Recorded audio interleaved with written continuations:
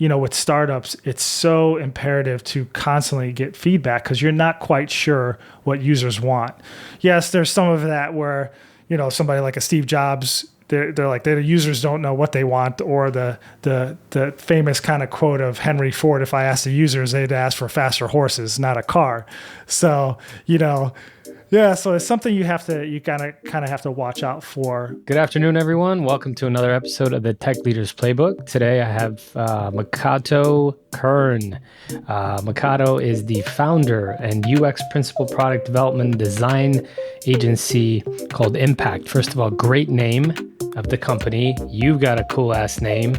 And thank you so much for being here, man. I know this was kind of a surprise. You and I were both surprised that it was today, but I'm honored to have you here. I'm excited to talk about UX design. Thanks for having me. It's Makoto. Just Makoto, thank you.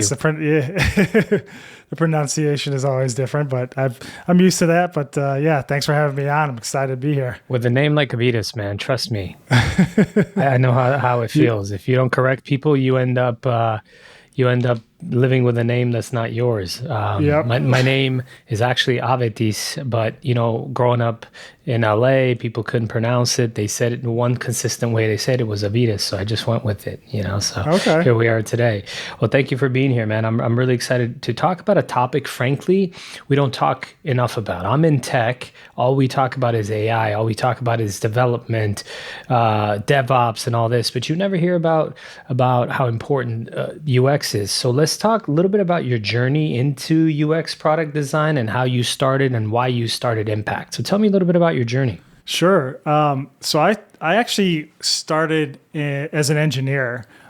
Did that for about 10 years. I have my master's in robotics and electrical engineering. Got into that, and I was actually in software for manufacturing. So anytime when a manufacturing company would develop software for their people on the floor to make 1,000 widgets, you have somebody who's not an engineer using software that was built by an engineer, and no feedback, no testing was done. So my journey into it was always to try to tweak that software to make it useful so this person on the floor doesn't miss, creating some widget 1,000 different ways or the wrong way. And it was just interesting because I eventually just started doing website design on the side, started looking at that, and it got to a point where I was just so busy. I quit my engineering job and then just started Impact. And we started off, kind of more of tweaking websites to make it better, because that's kind of where I was at. Got a graduate certification in human factors, and then just got into consulting at the same time while building my company, and just really focused all in on UX. So that's kind of how my journey got started. And nice. And now I've grown it from a small agency to really something much bigger. And been on Inc. 5,000 3 times in a row. Huge, man. Congrats. Yeah, thank you. Same to you as well. Thank you, brother. With our focus being UX, we've evolved into being kind of a full service agency, because just as a UX designer, just being focused just purely on the user, it's not the best thing, because you need to take into account the marketing to business goals to constraints of the development teams. So there's a lot that you have to encompass as you're designing new product. And so we always saw that, hey, if we can help with strategy from the business side and try to bring everybody together, it just makes your product so much better. And obviously we have a development side as well, because most companies have their team fully incorporated already, and then trying to build something on something they're not skilled at takes some time and energy. So having that full service really helped our company grow. You've worked in various sectors, energy, cybersecurity, healthcare, just to name a few. How does UX design differ across those industries? Is there a big difference between healthcare and an AI product that you're going to design? How does it? Tell me a little bit about that. Yeah, that's a good question, because with what we do, I think from a general standpoint, enterprise software It can be boiled down to some basics. You know, you have some kind of dashboard that allows people to at a high level see what's happening, take action, and you kind of drill down if you need to see more things that are going wrong based on that dashboard or going right or whatever. And so between the industries, you're going to have variations of that, and trying to understand what the users actually want to do in those different industries and try to make that super simple, whether you're onboarding new people to use it or using current users that have been using a different system for 10 years, you have to balance that out, because as you launch new product for a consumer basis, it's different. You know, if you're coming to a website for the first time and you're trying to make a checkout, you've got 5 other websites you could go to make that checkout happen. So if you don't capture that engagement right away and make it frictionless for users, you lose it. But with enterprise, it's a little bit different because they're kind of forced to use that software. So there's going to be different kind of different pain points, ways to look at it. Yeah, exactly. It sounds like you'd have more opportunities with an enterprise client to get it right with their customers versus an e-commerce platform where if I can't check out fast enough, you put enough barriers and the buttons aren't in the right place, I'm out. I'm going somewhere else. Is that right? For sure. Yeah, that's correct. With our clients, we definitely balance between the two because, with consumer, you have to be so on point, especially with some of our clients are very big where if a 1% gain or loss on a website in conversions is a big deal. So you have to prove beyond a shadow of a doubt that what you're doing is actually going to improve on that. But with enterprise, yeah, like you said, it's a little bit different, but there's other challenges that come with that enterprise as well. And just understanding the complexity behind what users are doing in their workflow is kind of the big deal about that. You've talked in the past about design ops. It's not it's not something I've heard often or at all. Tell me a little bit about the core principle of design ops and why every UX team should adopt this mindset. So, with design ops, as you can probably tell, it's another similar term to like DevOps. It's not really it's the structure and the processes that you put in place to run a team. So same with design ops. A lot of companies that I see, they'll kind of think of UX as an afterthought or just say, oh, we just need to have somebody come in and wireframe things, and that's it. But as you start to grow, and if you have more applications, you have multiple different dev teams, you start to increase your tech debt and what we also call design debt as well, because you're creating all these files. And if there's not a consistency between what you're designing versus what the devs are building, you're going to have lots of different or inconsistencies. Components are look different, and it just creates more and more work as you grow your team. So having an important process from how you get the actual work, from the filling your backlogs to interacting with the dev teams to making these iterations and scaling, that all falls under like the design ops and even DevOps. Nice. And now the newer concept would be ML ops, right? Taking machine learning and making more of a concept out of it. Can you explain a little bit about outcomes-driven versus feature-driven roadmaps within user experience? For sure. Traditionally, with dev-led type of organizations, it's feature-driven. Like, we know what we know. We think these are the features that people want. But they don't really talk to users. They don't really get that feedback. And, with startups, it's so imperative to constantly get feedback because you're not quite sure what users want. Yes, there's some of that where, somebody like a Steve Jobs, they're like, the users don't know what they want, or the famous kind of quote of Henry Ford, if I asked the users, they'd ask for faster horses, not a car. So, yeah, so it's something you kind of have to watch out for when it comes to between features and outcome. We try to understand what are the problems we're trying to solve. What are the outcomes of the business of the user?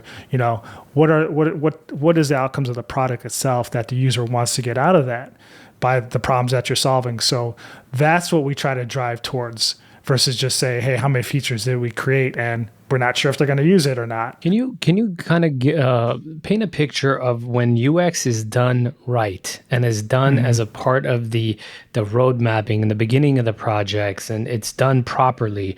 what the results could look like. And on the opposite end, you come in as an afterthought, just, hey man, just do some wireframes for us real quick.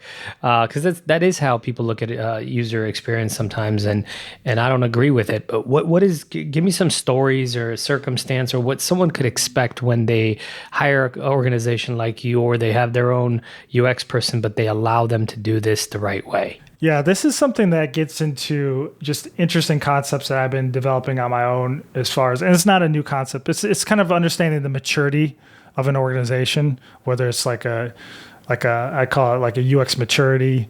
And it's really just a whole product development lifecycle maturity, process that the companies have. And so if you are, depending on where you are along your life cycle of developing a product or redesigning a product or launching a new product, you want to understand as an organization, what is the North Star? What is the priorities of that business? And where are the biggest risks? We try to reduce the risk at the very beginning because, there's some things that you're developing a software platform that's basically table stakes. That you have to have it in order to compete. But then a lot of times being innovative, people have trouble with that part of it. It's like, okay, how do we become innovative? How do we get ahead of the competition? And how do we do that in a manner that is cost effective and we can do either with our team or we have to hire a team to help us, build that. And so by kind of identifying those items, we attack from our standpoint, those high risk areas with more discovery. We try to understand, we go through what we call our workshops of design studio workshops where we actually collaborate with marketing, sales, engineering, users, product, and executives to figure out okay, if we're gonna build this, do we agree kind of like this is what the wireframes could look like, this is what the experience looks like, and we actually go out and kind of do a hallway testing where it's just quick and dirty. We try to get that feedback right away, and then we iterate on that till a point where we figure, okay, this is something that we reduce the risk. Let's go ahead and start developing it now. So this is kind of where we call that's a proper approach if you involve UX design from the beginning. But then, if we're throwing in kind of towards the end, it gets much harder because we don't know exactly what's been proven, how things have been done. We just had a client that we just recently worked with where their UX designers were actually hesitant to put this in front of users, the product. And that's just complete opposite of what you should be doing. And I know it's because a lot of times they just become basically a target or a bulletin board of just like ideas. Everybody's in the room telling them, do this, add this, take away this. We want this on this thing. And so just taking orders as a UX designer and not understanding the priorities and what's involved really makes our job harder, and it makes the product a much less successful product. So what do you do in that case? Because you're absolutely right. Even when we're developing a website or something like that for us internally, I'm hoping someone comes in and has the maturity to tell me what I want after I give them my vision. But a lot of times I end up just saying, add this and get rid of that and make this go up. And I don't want to be the one to tell them that. I want experts to tell me what I want after they've done a thorough interview. Yeah, exactly. And, that's the difference between when you have somebody who has that experience to be able to, you got to rain on their parade a little bit and say, you know what, there's some things that you may not know, or you have biases. We have that all the time where we have clients that have hired people who were users, who were experts in the field for 10, 15 years, and then now they become experts in the product. And so they're like, well, I don't need to test it with anybody else. I know what we know.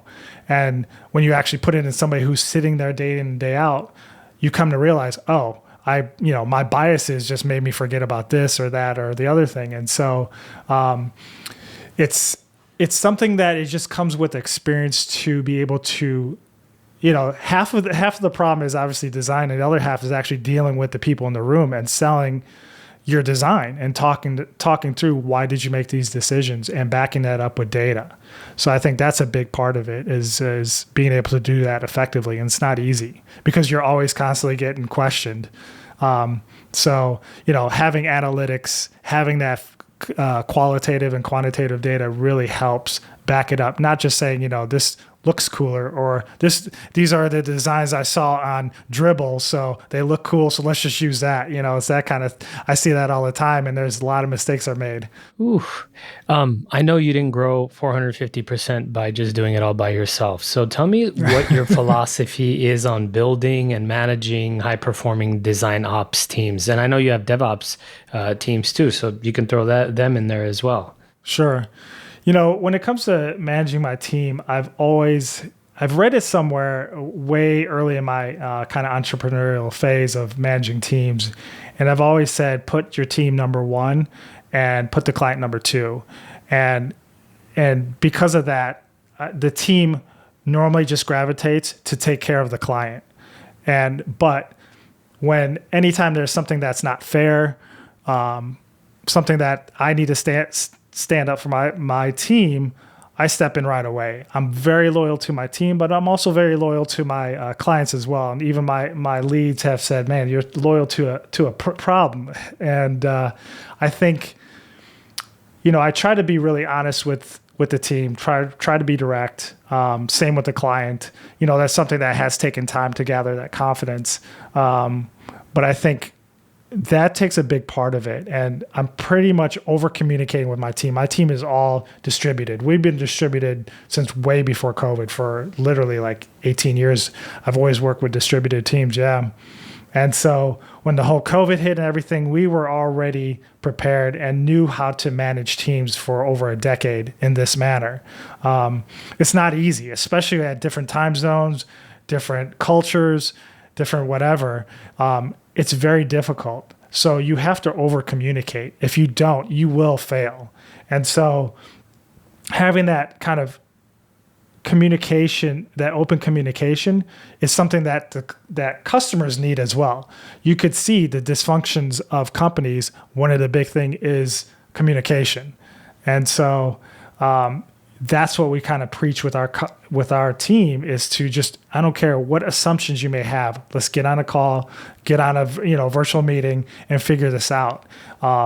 And let's do that as often as you need to. So being that available to my team, I think has helped quite a bit. So I like the over communication part. I agree with you. It's such a basic concept, but I always teach my team, respond to a client even if you have no updates. You can't just wait for them, for an update before you give them an update, because by then they feel like they're being ignored, or they feel like there's no progress. And so that's huge. I agree with you. And I think another thing you mentioned is take great care of your team. And then because they're happy, they're going to take great care of the clients, basically, right? Yeah. Those are the two main things. Anything else? No, it's, I think you're going to go through, just the different personalities of managing a team. I mean, that's just going to happen. I think it's, being UX designer, we naturally have to have empathy.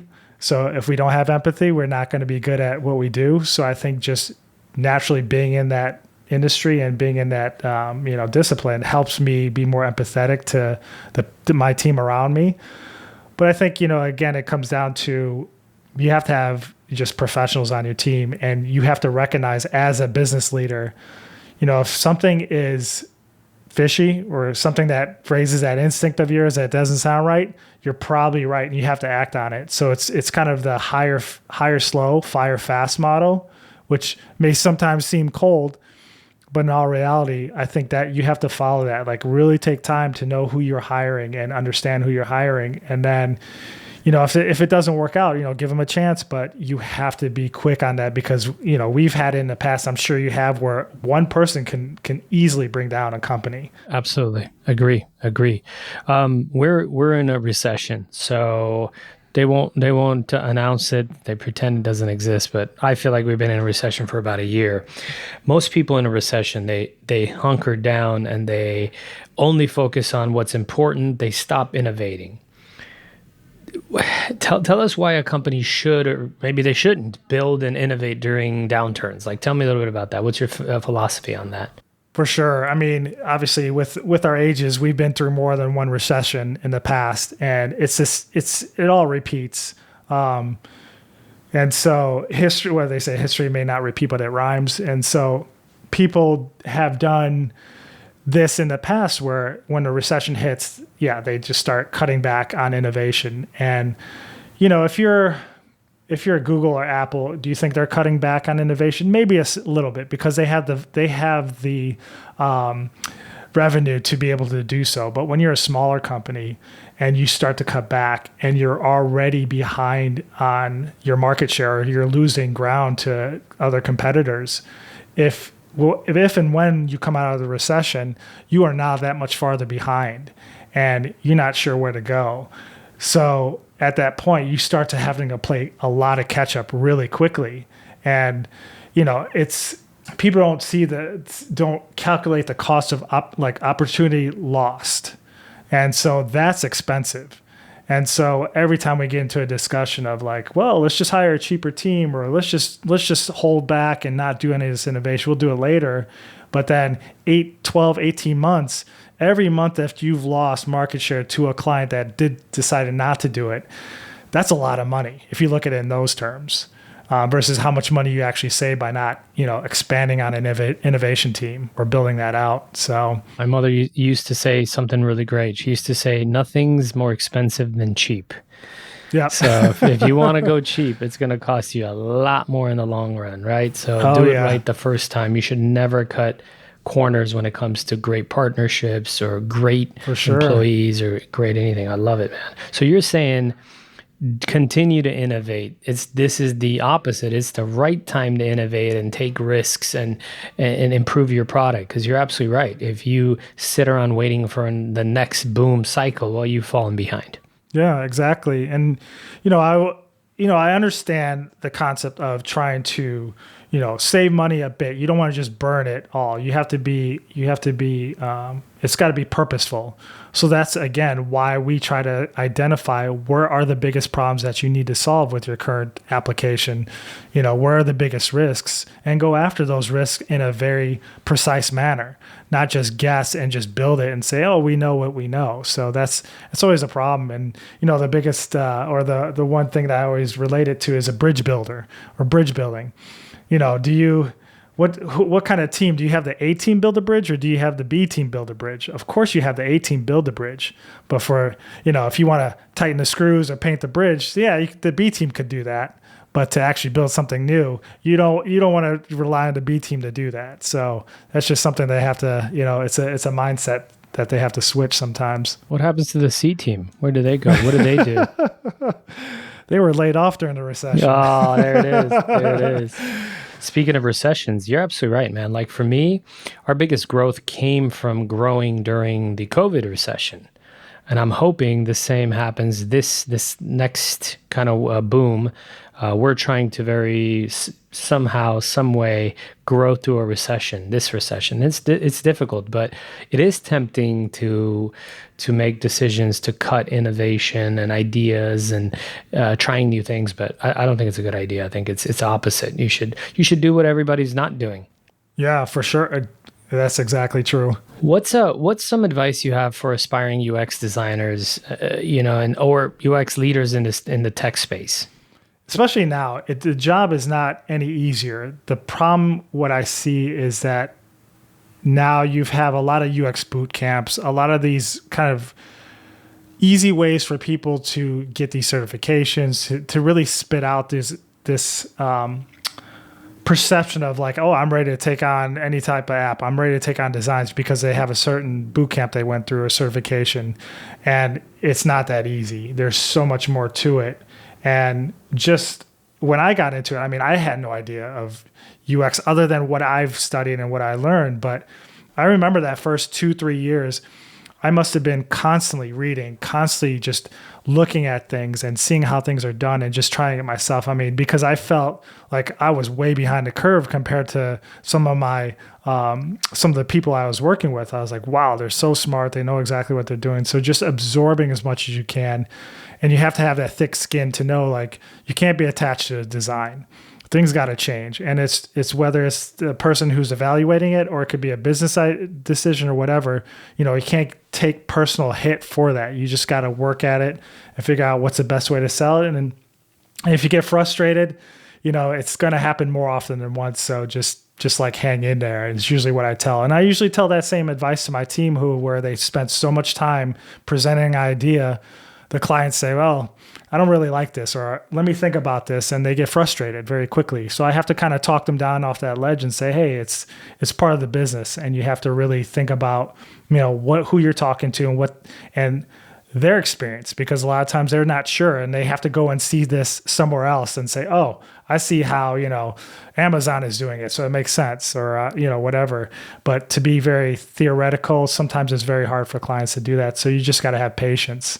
So that'd be probably my biggest advice. That's really good advice.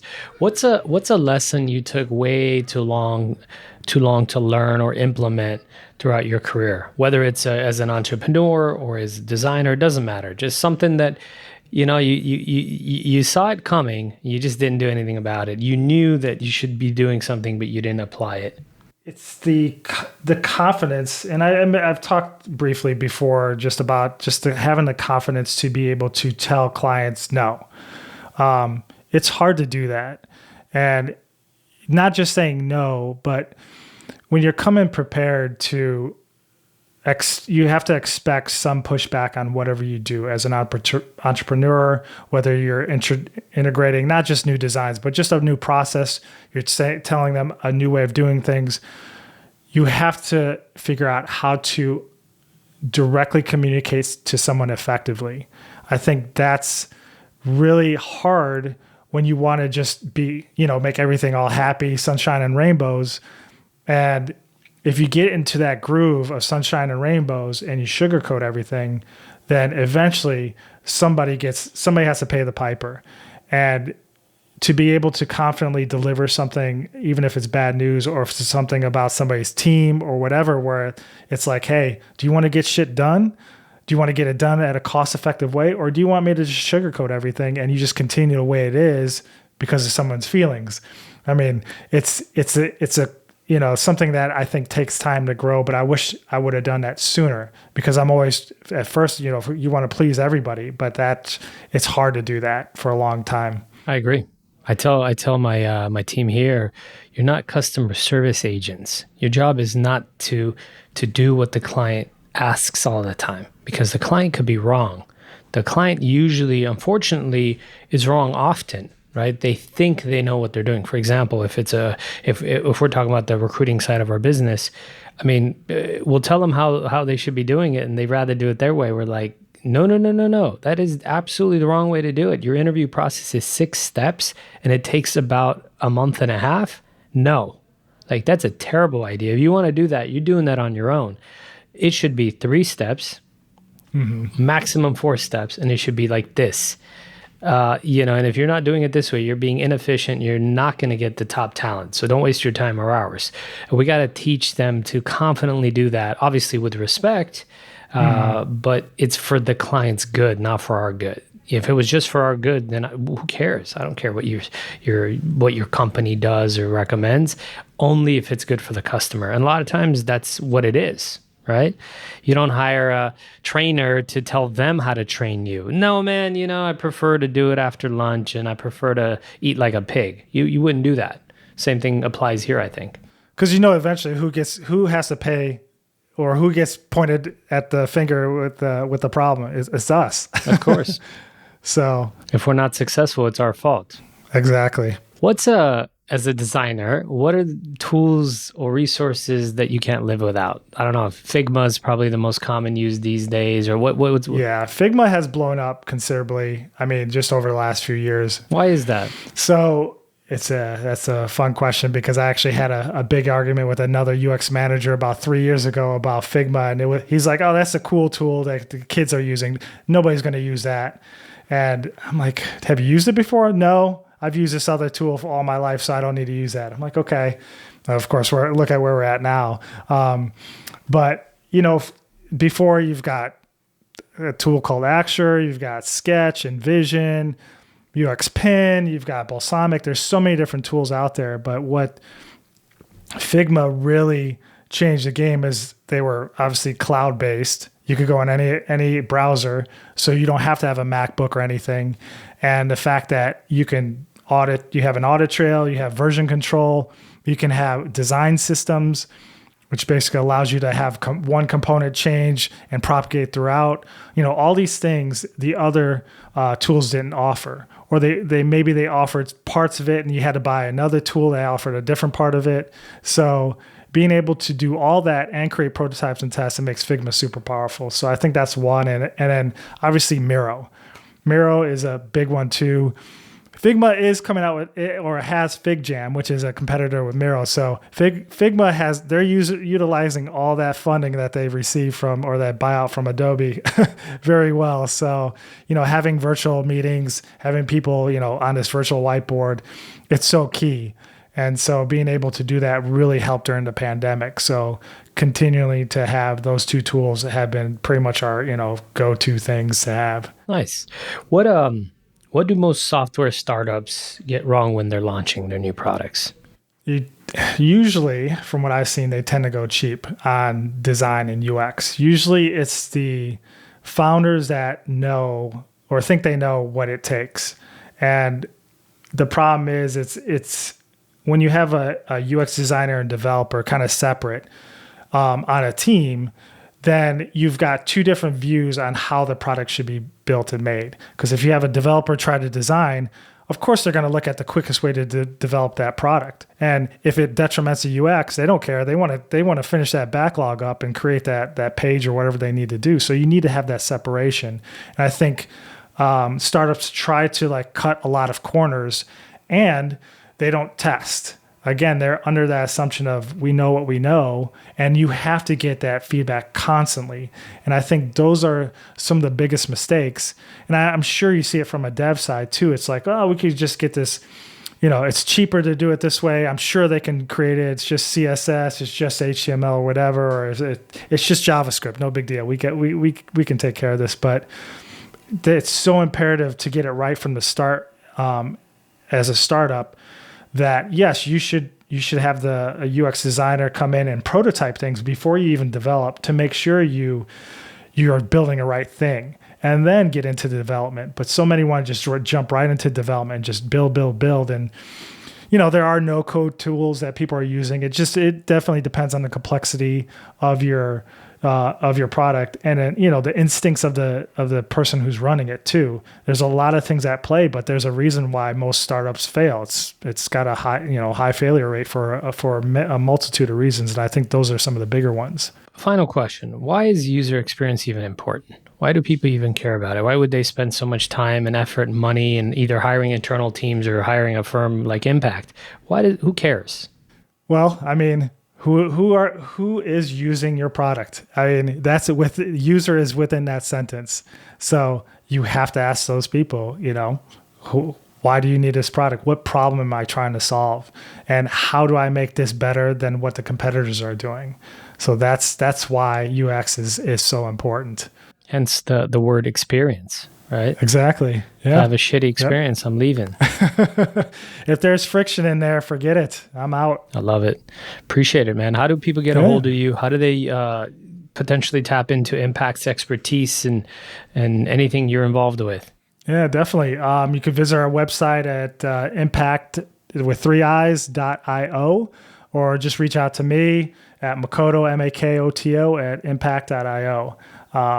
And definitely be happy to help anybody out. Just listen to what problems you have and see if we can fix it. That's awesome, man. I wish you were going to the Inc. conference in San Antonio. We would have had a beer together, but for sure. Next time I'm in Austin, I'll hit you up. So it's been a pleasure. Really appreciate you being on the show, man. Hopefully you our folks got a lot out of this. Yeah, I appreciate it. Thank you very much for having me on. Take care, brother. Bye. And that brings us to the end of another great episode of the Tech Leaders Playbook. I want to thank you for joining us and hope you took away some valuable insights to apply in your professional journey. Don't forget to subscribe on your preferred podcast platform so you don't miss out on the next great conversation. I promise it'll be good. If you enjoyed today's episode, we'd appreciate if you could leave us a review. Your feedback not only helps us improve, but it also helps others discover the podcast. Better leaders mean better working environments. Better working environments leads to happier people. I'm Avetis Antaplyan, and this has been the Tech Leaders Playbook. Keep leading, keep learning, keep giving, and I'll see you on the next one. Until then, stay inspired, my friends.